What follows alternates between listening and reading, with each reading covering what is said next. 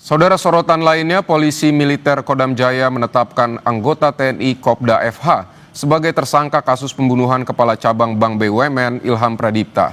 Tersangka diduga berperan sebagai perantara untuk mencari orang yang akan menculik korban.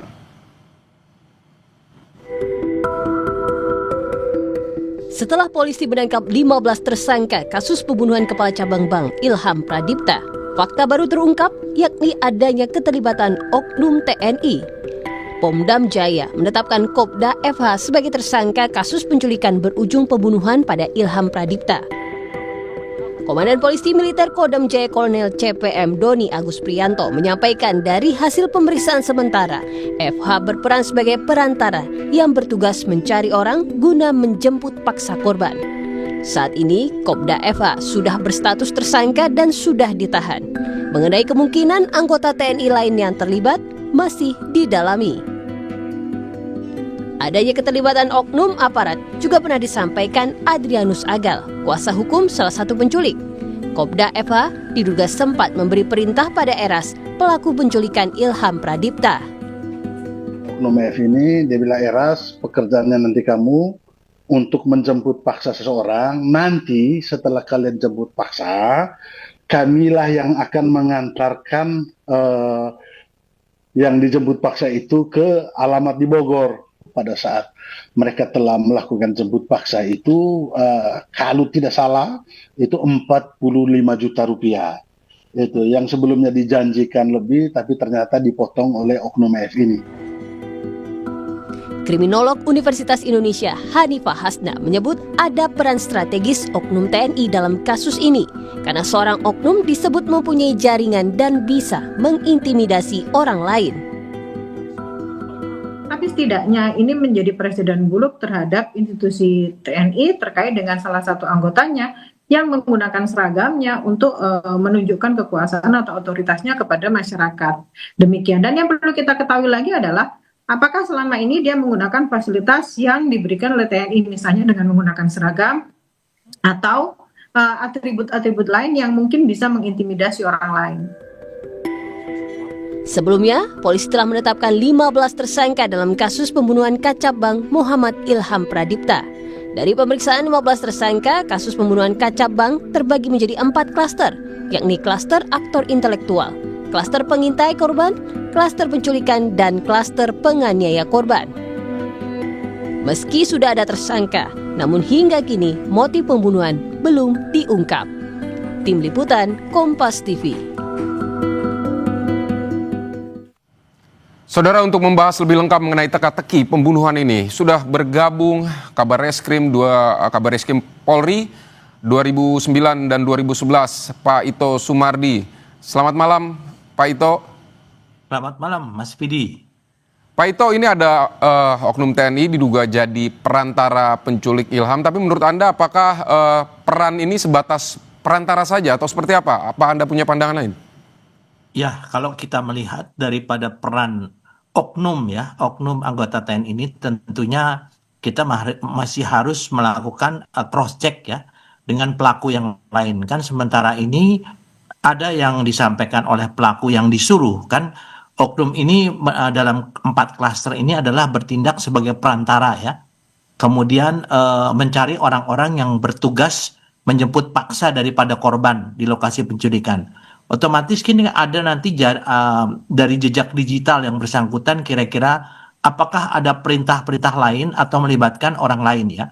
Sehingga kita bisa melihat peran daripada oknum anggota TNI ini itu akan lebih jelas ya. Kita melihat di sini kan sudah ada klaster aktor intelektualnya ya, 4 orang ya yang saat ini sudah dilakukan penahanan. Sehingga nanti pada saat pemeriksaan 4 orang ini juga tentunya mengarah kepada oknum dari TNI yaitu FH. Di sana akan lihat bagaimana jaringan komunikasi mereka, ya pembicaraan apakah melalui WhatsApp ataukah melalui telepon, yang tentunya ini menjadi saat ini menjadi fokus penyelidikan dan penyelidikan daripada anggota penyidik. Ini yang kita akan dalami sehingga kita bisa mengetahui motif yang sebetulnya. Kan motif ini mungkin agak sulit digali ya, karena tentunya setiap orang yang terlibat dia juga mempunyai hak untuk tidak berbicara secara jujur dalam penyelidikan, itu diatur dalam KUHP juga ya. Saya kira kita harus melakukan cross check sehingga dari cross check tersebut akan jelas sekali peran FH ini, apakah yang bersangkutan juga ada yang lain yang terlibat ya, sementara kan masih 15 pelaku yang diamankan. Demikian Mas. Baik Pak Ito, jadi menurut Anda kalau untuk mengungkap peran dari Kopda FH ini di cross check begitu, siapa saja yang perlu ditanya di klaster-klaster ini menurut Anda? Ya, kalau kita melakukan penyelidikan ya tentunya secara bottom up itu dari 4 pelaku ya, aktor intelektual kepada FH. Ini tentu harus dilakukan pemeriksaan secara forensik, yaitu melalui jejak digital ya. Apakah HP tersebut, apakah ada pesan-pesan lain ya. Kemudian dari bawah juga orang yang disuruh. Nah, tentunya kita akan bisa mengetahui apabila orang yang disuruh tersebut menyampaikan apakah memang ada pesan-pesan yang dilakukan oleh saudara FH ini yang mengatakan bahwa disuruh oleh siapa. Jadi dari hasil kita biasanya ada berita acara untuk pengecekan ya secara langsung ya, berita acara ini kita cross check itu yang akan bisa menentukan peran yang bersangkutan. Dan sekarang ini yang dilakukan adalah mekanisme penanganan yang dilakukan oleh 2 instansi. Yang satu adalah instansi kepolisian, yaitu Polda Metro Jaya yang sudah mengambil alih dari Polres Jakarta Timur, dan selain itu adalah Pomdam ya. Karena kasusnya ini adalah koneksitas, memang ada sedikit kesulitan kalau memang dilakukan oleh institusi, tapi tentunya dengan koordinasi maupun kesepakatan atau komitmen untuk mengungkap kasus ini, saya kira ini akan ada komunikasi antara Pomdam Jaya dengan Polda Metro Jaya. Demikian, Mas. Baik, Pak Ito, polisi sampai saat ini belum mengungkap motif para pelaku, tapi setelah peran oknum ini terungkap, apakah bisa terungkap juga motifnya? Ya, saya yakin demikian ya. Tentunya kan kita juga harus hati-hati menyampaikan motif, jangan sampai ada salah dalam menyampaikan motif dari yang bersangkutan. Kan kita melihat sekarang masih ada beberapa spekulasi ya, apakah itu merupakan masalah pribadi, kemudian penipuan terkait dengan kredit fiktif, dan juga kemungkinan ada balas dendam atau persaingan internal. Nah, tentunya ini yang harus didalami dari hasil cross check ya, hasil cross check antara pelaku yang termasuk dalam klaster faktor intelektual dan pelaku yang diminta untuk melakukan penjemputan ya dari klaster untuk yang menculik atau menjemput paksa korban di lokasi parkir. Saya yakin teman-teman di kepolisian selalu berkoordinasi dengan Pomdam Jaya sehingga mendapatkan motif yang sebetulnya apa yang terjadi ya, demikian.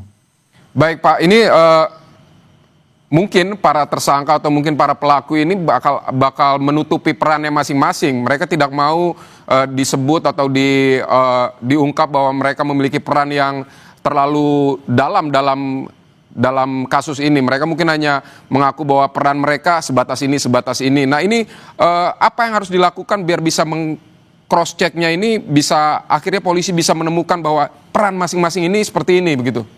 Ya, pengalaman saya ada 2 cara ya Mas Sufi. Yang pertama adalah dengan cara yang pemeriksaan berita acara dilakukan cross check ya.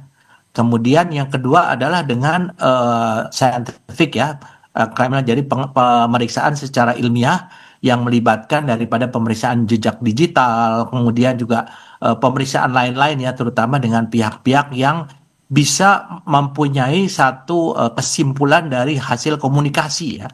Dari hasil komunikasi kan saya kira mungkin meskipun yang bersangkutan mempunyai hak untuk tidak mengakui ya perbuatannya, karena ini kan akan berakibat dengan berat ringannya hukuman, tetapi tentunya penyidik juga mempunyai teknik tersendiri, yaitu dengan tadi berita acara konfrontasi ya, namanya berita acara konfrontasi, karena mereka kan diperiksa secara terpisah. Dari sana bisa disimpulkan biasanya para pelaku ini, apalagi ada 15 orang ini, mereka dari beberapa ini kan memiliki kesamaan ya, dan kita juga berharap barangkali mungkin ada teknik lain yang biasa digunakan, yaitu dengan memberikan dia sebagai whistleblower ya dari pelaku yang mungkin dalam klasternya termasuk yang ringan ya.